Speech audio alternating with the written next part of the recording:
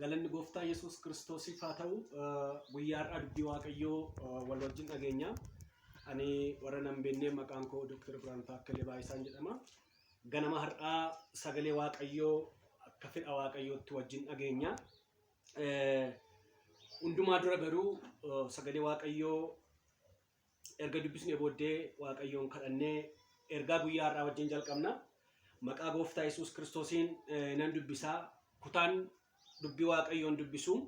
wangeela Luqaas boqonnaa 2 lakkoofsa 41 hanga 49tti kan jiru maqaa gooftaa Yesuus Kiristoosiin nan dubbisaa akkas jedha abbaa fi haati mucichaa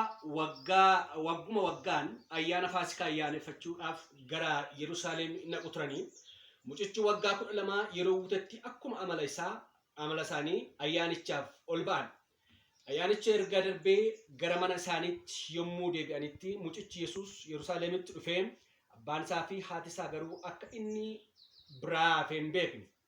miltoo wajjin waan jiru si'anii adeemsa guyyaa tokko erga deemanii firoota isaanii biraa warra jiran jira jedhanii iyyaafatan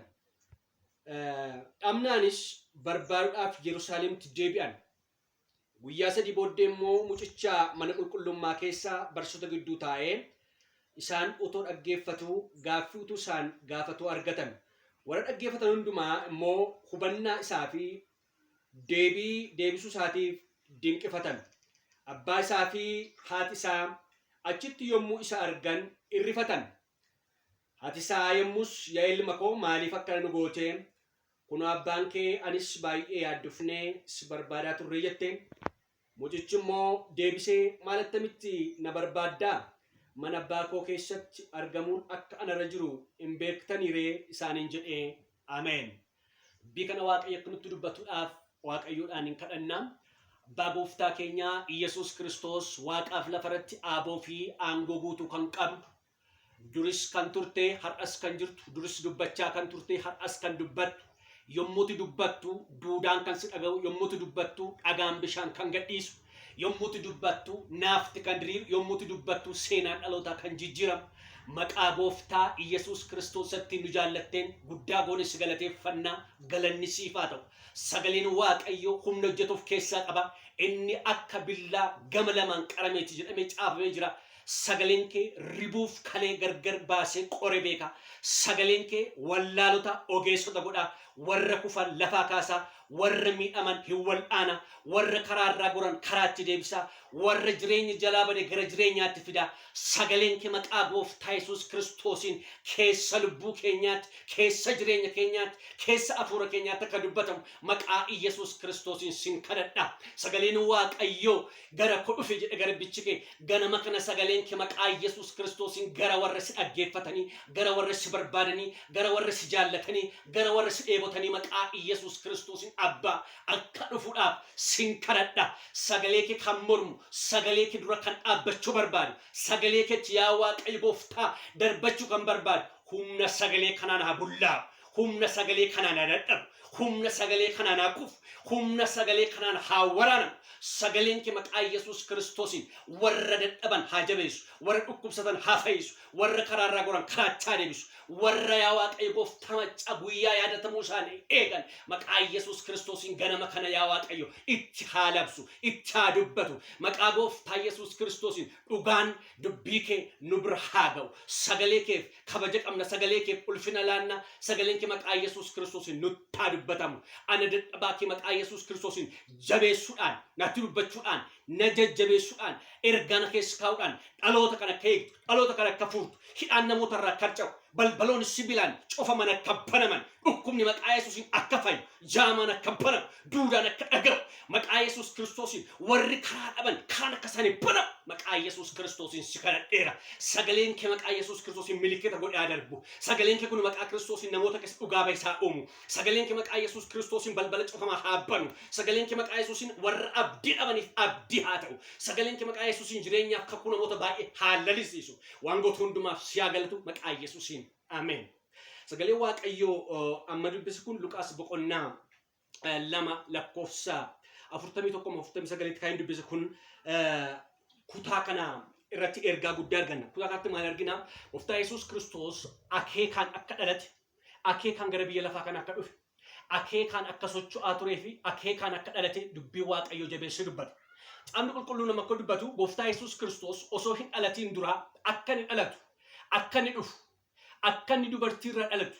akka inni karaarraa warra badaniif karaa mul'isuuf karaa banuuf akka inni dhalatu raajonni baay'een isaanii dubbachaa turan keenyaaf raajiin Isaayyaas boqonnaa 4 lakkoofsa 10 irratti akka inni dubartiirraa dhalatu maqaan isaas jabaa Amaanu'el akka jedhamu dubbatee ture kana qofa miti raajonni hedduun wayii dhalachuu gooftaa Yesuus Kiristoos dubbachaa turan gooftaa Yesuus Kiristoos tasan dhalanne gooftaa Yesuus Kiristoos tasan dhufu akeekaan raajame akeekaan dubbatame akeekaan gooftaa Yesuus Kiristoos gara biyya lafa kanaa dhufe fayyinni ilmaan namootaaf karaa Yesuus akka dhufu karaa Yesuus warri cubbuudhaan mana Waaqayyoo irraa fagaatan Waaqayyo wajjin warri wallolan Waaqayyo wajjin tokkummaan isaanii gargar cabe karaa Yesuus Kiristoos tokkummaan namootaa akka walitti dhufu namoonni akka fayyan namoonni hiika dhugaa dubbii Waaqayyoo kan akka san karaasa argatan namoonni jireenyi isaanii gaddaaf cubbuudhaan laaqame karaa bade karaa Yesuus gara toora sirriitti akka dhufan karaa Yesuus gara jireenya bara baraatti akka dhufan tola karaasaa akka fayyan inni isaaniif akka dhalatu akka du'u akka dhiiga isaa dhangalaasu akka awwaalame du'aa akka ka'u kana qofa miti erga du'aa ka'ee gooftaa Yesuus gara Waaqaatti akka ammas akeeka deebii akka dhufu dubbii Waaqayyoo dursee dubbateera egaa kutaa kana keessatti kan ilaallu akka mata dureetti kan ilaallu Waaqayyo akeekaan si uume Waaqayyo akeekaan na uume Waaqayyo warri dubbii kan dhaggeeffachaa jirtan Waaqayyo akeekaan si uume Waaqayyo karooraan si uume nuni tasan dhalanne gooftaa Yesuus Kiristoos kutaa kanatti akkuma dubbate gooftaan Yesuus Kiristoos akeekaan dhalate kana qofa miti warri karaa Yesuus Kiristoos waamamne karaa Yesuus Kiristoos gara jireenya kanaatti kan dhufne nus akeekaan uumamne akeekaan dhalanne tasa gara biyya lafa kanaan dhufne itti yaadee nu uume akeekee nu uume dhugaaf afuuratti isa wajjin akka jiraannuuf Yesuus Kiristoos nu uume galanni Waaqayyo Waaqa jiraataaf haa ta'u tarii namni akka tasaa biyya lafaatti waan dhufte sitti fakkaatu akkas miti Yesuus Kiristoos akeekaan si uume gooftaa Yesuus Kiristoos yaadaan qabee si uume gooftaa Yesuus Kiristoos dhugaaf afuuraan deebine lammaffaa dhalannee gara jireenyaatti akka dhufnu akeekaan Yesuus Kiristoos nu uume galanni Waaqayyo Waaqa jiraataaf haa ta'u gadubbii Waaqayyo ilmi namaa kun nun jechuudha akeekaan biyya lafaa kanarratti akka uumamne kutaa garaa irratti hin dubbata Macaafa qulqulluu keessatti gaafa ilaallu Waaqayyo gooftaan maccaa maal jedha seeruma uumama boqonnaa 2 lakkoofsa 15 irratti gaafa ilaallu Waaqayyo akka bifa isaaf akka fakkeenya isaatti namoota uume jedha yookaan addaamiif uume erga isaan uumanii haa tottolchaniif haa babbareechaniif dhaaba Eden Gannat keessa Waaqayyo karooraan achi keessa isaan kaa'e Waaqayyo itti yaadeen uume Waaqayyo karoorseen uume nuni tasa biyya lafaatti dhufne tasa biyya lafaa keessatti nuni hin dhalanne karooraan nu uume kana qofa miti Macaafa qulqulluu keessatti iddoo baay'eetti argachuu hin dandeenye Ermiyaas boqonnaa 1 lakkoofsa 4-5 gaafa ilaallu gooftaan dubbii Waaqayyoo akkas jedha Ermiyaasiin otoo atiin dhalatiin garaa haadha kee keessa otootiin bayin raajii taatee akkati sabaaf moototaaf raajii taatuuf si fo'adhee otoo hin dhalatiin baafaati isaa otoo waliin beekin Waaqayyo gooftaan maccaa Ermiyaasiin akeekaan yaadaan dhugaaf hafuuraan akka nu godhu. Kana qofa miti dubbii Waaqayyoo iddoo baay'eetti argachuu dandeenya. Efesoon keessa dhandhee gaafa laallu dubbii Waaqayyoo maal jedha? Efesoon boqonnaa 1 lakkoofsa 4 akkasumas Efesoon boqonnaa 2 lakkoofsa 10 irra gaafa laallu otoo biyyi lafaa kun hin uumamin dura Waaqayyo gooftaan maccaa yaadaan nu qabeedha. Biyyi lafaa kun osoo hin uumamin dura Waaqayyo yaadaan si qabe buleessa. Yaadaan si qabeetti biyyi lafaa amma arginu kun kan irra jiraannu kun samiif lafti kun dacheen kun osoo isaa hin uumamin dura karaa Kiristoos Iyyasuus yaadaan si qabe. Karaa Iyyasuus Kiristoos akeekaan si qabe. Karaa Iyyasuus Kiristoos yaadaan si qabe. Efesoon 2:10 irratti immoo maal jedha? Hojii gaarii hojjechuudhaaf karaa Iyyasuus Kiristoos deebinee uumama haaraa taanee dhalannedha. Hojii haaraa akka hojjennu, hojii dhugaa akka hojjennu, hojii hojjechuudhaaf ilmi namaa uumama keessaa sababii ilmi namaa cubbuu hojjeteef, sababii Addaamiif Hawwaan cubbuu hojjeteef namni akeeka dhalateef, hojii dhalateef keessaa ari'amee ture, keessaa bahee ture, irraa fagaatee ture. Gooftaan Yesuus Kiristoos akka jedhe Phaawulos warra Efesoonitti karaa Iyyasuus Kiristoos hojii akka hojjennuuf jalqaba yaadamne uumamne sana akka hojjennuuf Waaqayyo deebisee karaa Yesuus Kiristoos nu uume. Hojii gaarii inni dursee yaade sana akka hojjennuuf, hojii bareedaa inni dursee yaade sana akka hojjennuuf, hojii miidhagaa dursee inni yaade sana akka hojjennuuf karaa Yesuus Kiristoos uumame. Galanni Waaqayyo Waaqa jiraataaf haa ta'u. Kana qofa miti dubbii Waaqayyoo ilmi namaa kun akeekaan akka uumame iddoo baay'eetti dubbata. Kanaafuu waan sirriitti hima dubbii Waaqayyoo kan dhaggeeffachaa kan jirtan sagalee Waaqayyoo kanaaf bakka laattanii yaada keessan garaa keessa Waaqayyootti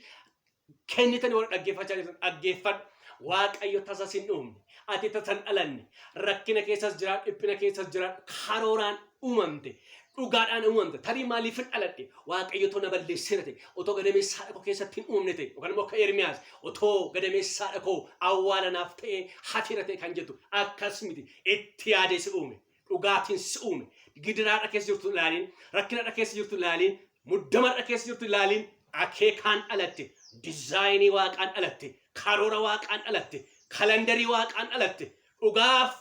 yaada Waaqayyo si qabu keessatti ilaalamteetu uumamte taasa gara biyya lafaa dhufte galanni Yesuus Kiristoos haa ta'u. Tarii abbaa faati keenya otootti yaadni godhatan ta'a Waaqayyo garuu yaadaaf akeekaan si uume galanni Waaqayyoof haa ta'u. Kutaa kana keessatti gooftaa Yesuus Kiristoos erga dhalatee Maariyaamiif Yoosef abbaasaa warra lafarratti jechuu kooti isaan wajjin waggaa 12 erga ture booddee wagguma waggaatti erga dhalatee gara Yerusaalemitti ol ba'anii ayyaana Faasikaa ayyaaneffataniitu deebi'u turan. Gaafa waggaa tokkos waggaa lamas gaafa sadis afur shanis deemaniiru hamma gaafa 12tti waggaatti gara Yerusaalem dhaqanii ayyaaneffatanii gara manaatti deebi'u turan.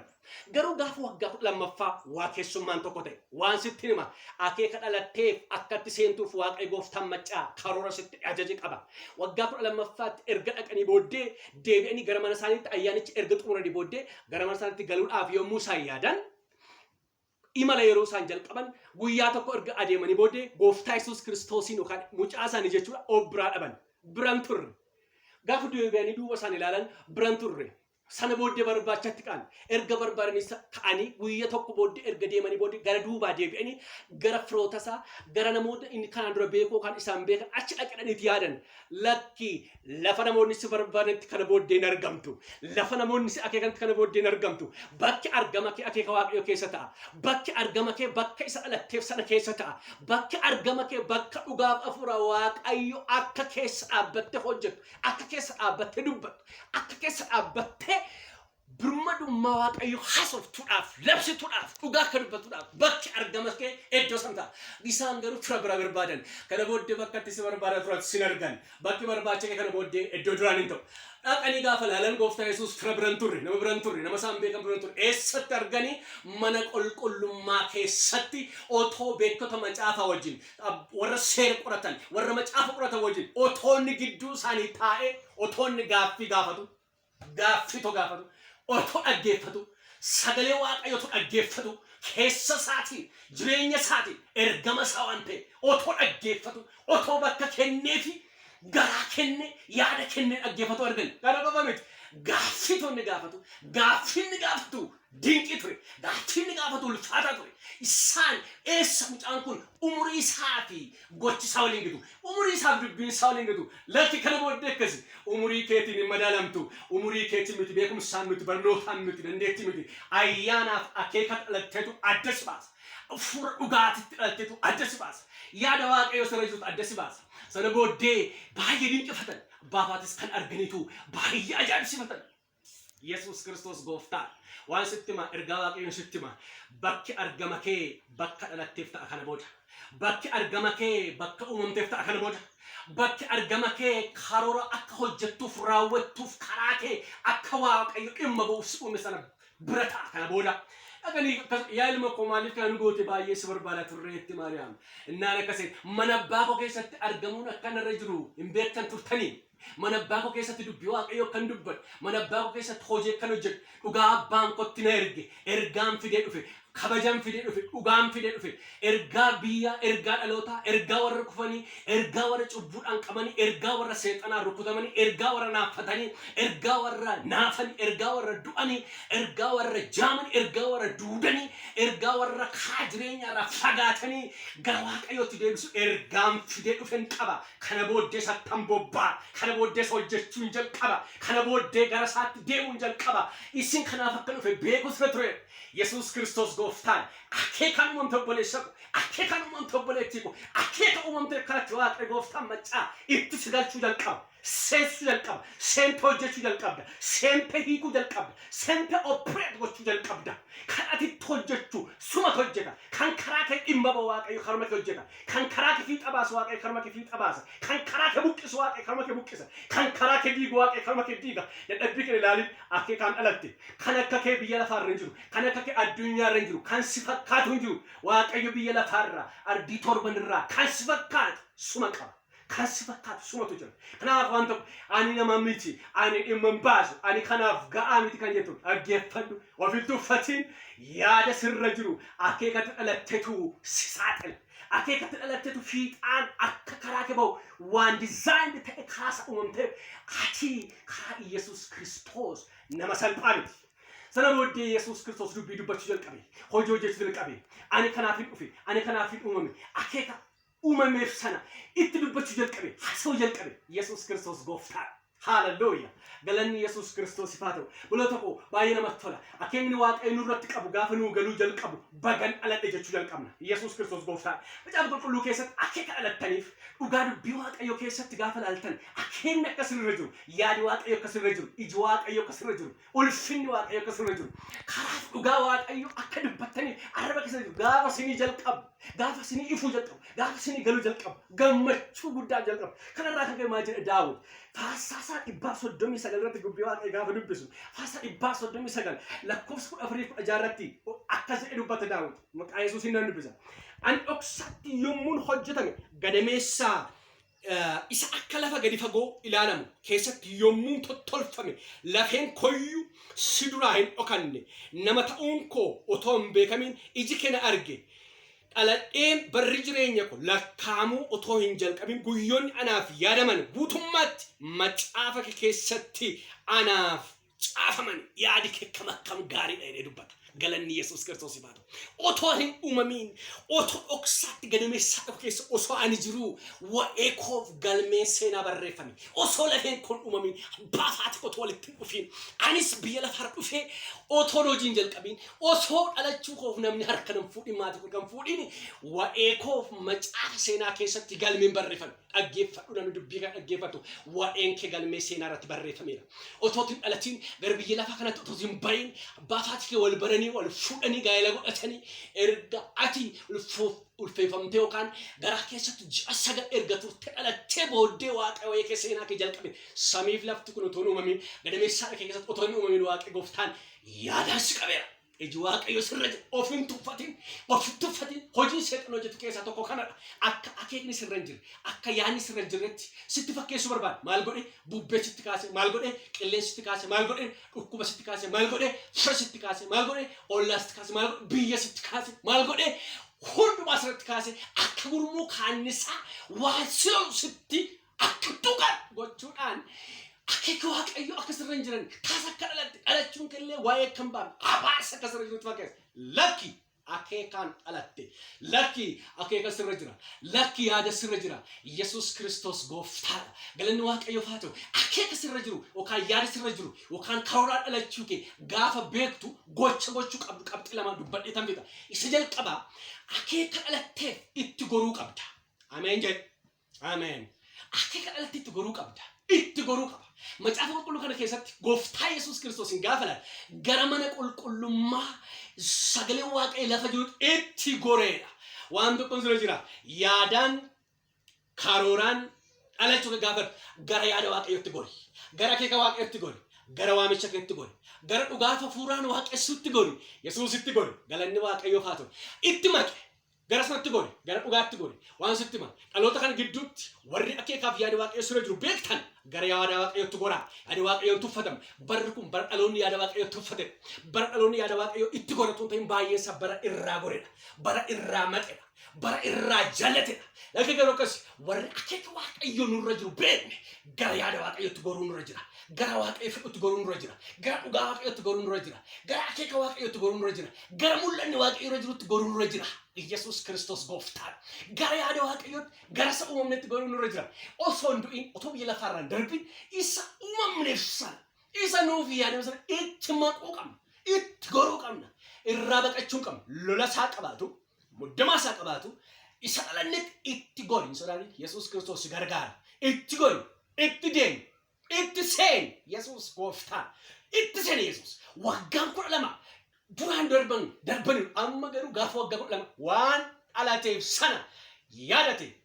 itti seenuu jalqabe introduction ture Yesuus Kiristoos gooftaadha yaada waaqayyo dhalaneef itti seenuu qabna baay'een keenya gaareeffachaa jirra itti seenuu sodaanne lolanni qabu sodaanne wangeelli gatiin nama kaffalchu sodaanne mul'anni gatiin nama kaffalchu sodaanne dhugaan dubbii waaqayyo soba gidduutti dubbachuun hammam gatii akka nama baasu sodaanne itti seenuu jalqabu dhugaatti seenni dubbachuu sodaanne warri cina dhaabban warra ndaana dhaabban warri irraa hin dhaabban maqaa Yesuus Kiristoosin abiddi waaqayyo so wajjin ta'a itti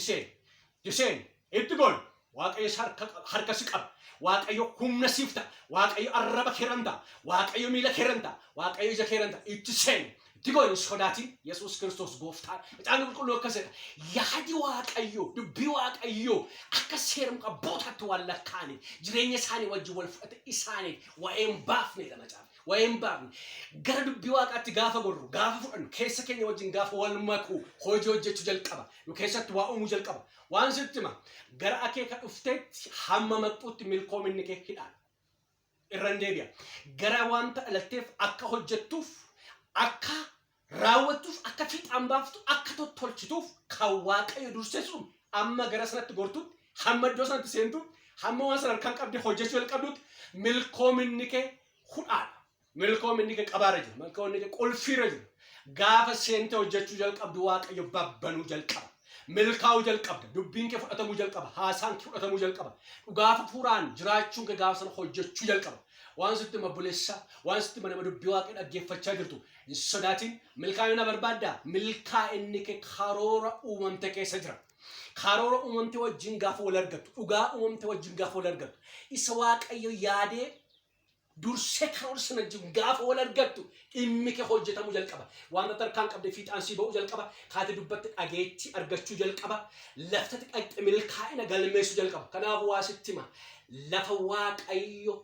akka seente hojjetu lafa waaqayyo akka dhaabbatte hojjetu akka waaqayyo afaan si godhatee si hojjechuu barbaade hojjedhu itti seenitti gori yaada waaqayyootti gori Ermiyaas akka ani daa'ima ani ijoolleedha ani hin beeku muuxannoon qabu lakkisittanima waaqayyo cinaa gaafa dhaabbatu muuxannoon barbaachisaa ta'uyyuu muuxannoon gaarii ta'uyyuu barnoon gaarii ta'uyyuu waaqayyo gaafa si wajjin ta'u gaafa waaqayyo arraba keerra taa'u waaqayyo gaafa si cinaa dhaabbatu dubbiitu salphata kan dhaloonni dhiibee jala dadhabe kuffista gaafa waaqayyo cinaa dhaabbatu kan buqqa'u dadhabetu buqqa'u gaafa waaqayyo wajjin jiru kan fayyu dadhabetu fayya gaafa waaqayyo wajjin dhaabbatu nama gurraa dhalootaaf kennuu deetu gurra siif kennee si dhaggeeffatu jalqaba maqaa gooftaa Yesuus Kiristoosii waan tokkoon ta'a akeeka uumamteef sana hojjechuu gaafa jalqabdu dhaloonni gurra siif kennu uumamni gurra siif kennu maqaa Yesuus Kiristoosiin yeroo kana qabee dhageettiin kaa dabalu yeroo kanaatti qabee maqaa Kiristoosiin dhageettiin kaa dabalu yeroo kana qabee maqaa nama Naazreetiis dhageettiin kaa dabalu Yesuus Kiristoos gooftaa kanaaf yaada waaqayyootti goruu qabna itti gorree ilaaluu qabna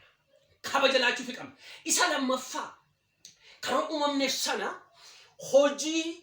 hojjechuu nurra jira. Hojjechuu jira yookaan kabajalaannee fi fudhanneetu karoora sana ajandaa sana fudhannee hojjechuu nurra jira. Seera boqonnaa 3 lakkoofsa 3 irraa jalqabne gaafa dubbii Waaqayyo dubbifnu Waaqayyo gooftaan maccaa saba Israa'el waggaa 430 garbummaa Gibxii keessa ture karaa Musee Waaqayyo gooftaan maccaa birmaduu baasuu barbaade. Karaa Museen Fara'oon harkatti guddate mana Fara'oonitti guddate garuu waggaa 40 gaafa ga'u waamicha isarra jiru akeeka uumamee sana Waaqayyo gooftaan akkan hojjetu akkan itti seenu waggaa 40 akkasumatti dabarse. Amma garuu gaafa waggaa 40 ga'u Waaqayyo gooftaan maccaa gara akeeka sanaatti gaafa fiduu jalqabu lolatu sanatti jalqabe. Hinaaffaa keessa isaatti boba'uu jalqabe. Abidda keessa isaatti boba'uu jalqabe. Waa'ee saba yaaduu jalqabe. Waa'ee dhalootaa, waa'ee uumamaa yaaduu jalqabe. Sitti himani waa'ee saba isaa yaaduu jalqabe. Waa'ee saba qomoo isaa yaaduu jalqabe. Hinaafuu jalqabe. Garbummaa isaan keessa jiran, muddama isaan keessa jiran mataasa dhukkubsuu jalqabe. Taa'ee ilaaluu dadhabe. Baay'ee mataasa dhukkube. Yesuus Kiristoos gooftaa. Karaa kan kee gooftaan maccaa akkas godhe. Rakkina uume. Waaqayyo gooftaan maccaa al takka hojiitti galchuu gaafa barbaadu. Qorumsa uuma, rakkina uuma. Ari'atama uuma. Sana booddee baqatee akka inni gara mana biyyuusaa dhaqe, gara Laabaan akka dhaqe. Biyya Midiyaanitti akka inni baqate macaafni qulqulluun dubbata. Garuu sana booddee erga yaadi Waaqayyoo ga'eeti. Seera boqonnaa 3 lakkoofsa 3 irraa jalqabde gaafa dubbistan Waaqayyo gooftaan maccaa huuxii bosona boba'u tokkotti argisiise. Itti argisiise hin arge Museen akka salphaatti ilaalle waan arge kana dhimme ajandaa Waaqayyo mul'isaa jiru kana itti goree ilaalenis galanni Waaqayyoof haa ta'u. Gaafatti gore bosonni kun hin boba'a garuu daaraan ta'u. Yesuus Kiristoos gooftaa. Hin boba'a garuu daaraan ta'u. Ilaali maal waan akkasii kun jedhu. Argitanii yaada Waaqayyoof ulfina kee maal waan akkasii kun maal jechuudha jedhee gaaffii kaasuu jalqabe. Yesuus Kiristoos gooftaa. Waaqayyo gooftaan maccaa wanti boba'a hin boba'a garuu hin boba'u. Waan sitti hima akeeka Waaqayyoo gaafa sii mul'achuu jalqabu. Hallelujah. Dubbii iccitii dubbii sammuu namaaf hin mijanne supernatural waan ta'etu hojjetamuu jalqaba. Hin boba'a hin gubata daaraan ta'u. Maal waan sitti hima akeeka Waaqayyoof yaada Waaqayyoo sirra jira yoo ta'e seexanni abidda sirratti bobeessaa daaraan taatu. Seexanni abidda sirratti bobeessaa awwaaraan taatu. Seexanni abidda sirratti bobeessaa du'aan taatu. Tigoree gaafa laalu Waaqayyo gooftaan maccaa waan yaada Waaqayyootti gaafa tigortu sagaleen samiirraa si waamuu jalqaba. Hallelujah. Akkas Musee iddoo dhaabbatte kun qulqullaa iddoon kun eebbifamaa kophee miila keetii baasi. Ajandaa uumamteef hojjechuu hin jalqabda. Gara ajandaa uumamteetti sin erga. Gara ergaa sana dhaquun jalqabda. Yesuus Kiristoos gooftaan. Akeeka uumamteef sanaaf hin ergamtu yoo ta'e akkuma kanaan. Kanaaf waan uumamte sana ergaa dhaquudhaaf qophaa'utu sana jiraata. Sana booddee Waaqayyo akkasiin gara biyya Gibxiitiin si erga. Gara Fara'ootiin si erga waggaa 430 garbummaa keessa saba ture sana deebistee garbummaa keessa gara birmadummaatti, gara lafa gaariitti, gara bishaan gaariitti, gara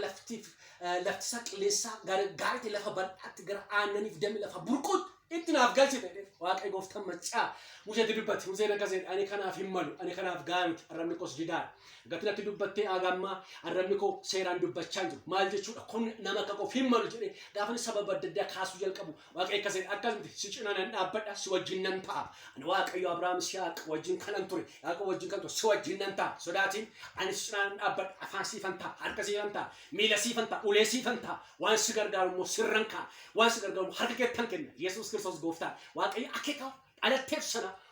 gaafa hojjechuu jalqabdu gaafa itti seenuu jalqabdu Waaqayyo kan itti raawwatu harka keetti kenna. Kan itti raawwatu baajata sitti kenna. Kan itti raawwatu dandeettii sitti kenna. Kan itti raawwatu mul'ata sitti kenna. Kan itti raawwatu obsa sitti kenna. Kan itti raawwatu gooftaan ayyaanaaf dibata sitti kenna. Harka duwwaa sin ergu, harka duwwaatti sin gorsiisu. Garuu waan tokkodha. Akeekaan dhalattee, akeekaan uumamtee, jiraachuu kee beektee gaafa gara akeeka keetti gorsan ajandaa sana fuutee dubbisuu gaafa jalqabdu, ajandaa dhalatteef sana fuutee gaafa hojjechuu jalqabdu, samiin banamuu jalqaba. Samiin banamuu jalqaba. Samiin si deeggaruu jalqaba. Samiin afaan siif ta'uu jalqaba. Samiin rooba gadi si gadhiisuu jalqaba. Eebbisiif jalqaba. Yesuus Kiristoos gooftaan kanaaf ergaan qaba. Akeekni Waaqayyoo akka sirra jiru akeekaan akka uumamne taasa akka uumamne beekiti akeeka Waaqayyoo kana gara hojjechuutti seeni akeeka Waaqayyoo kana gara raawwachuutti seeni gaa namni lafa yaadame yommuu dhaabbatu milkaa galmaga ulfina argata. Museen dadhabaa fakkaatu iyyuu saba 600 fuudhee biyya Gibxii keessaa garbummaa keessaa baase. rawaas tokko hin jedha saba kanaaf birmaduu kan ta'u saba biyya keenyaaf birmaduu kan ta'u saba Afrikaaf birmaduu kan ta'u Itoophiyaaf birmaduu kan ta'u addunyaa hundumaaf birmaduu kan ta'u saba kamiif qomoo kamiif birmaduu kan ta'u warra akeeka uumaman sana adda baafatanii opereet gochuu warra jalqaban keessa seenaa hojjechuu warra jalqaban isaan kanatu ergaa waaqayyo galmaan ga'a isaan kanatu fedha waaqayyo galmaan ga'a isaan kanatu milkaa'ina biyya lafaa irratti galmeessa Yesuus Kiristoos gooftaadha Musee waan dhufeef sana galmaan ga'eera kanaa qofa miti gooftaa Yesuus Kiristoos gadiittanii gara naannoo lakkoofsa 51 gaafa dubbistan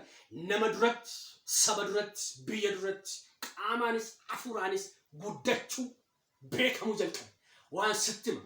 gaafa akeekaaf karoora uumamteef keessa dhaabbattee hojjechuu jalqabdu hafuurri sirra jiru guddachuu jalqaba mul'anni sirra jiru guddachuu jalqaba ulfinni sirra jiru guddachuu jalqaba waa cabsuu jalqaba waa fayyisuu jalqaba waa jijjiiruu jalqaba Yesuus Kiristoos gooftaadha Yesuus Kiristoos biyya Galiilaa tokko Yohaannis boqonnaa 2 lakkoofsa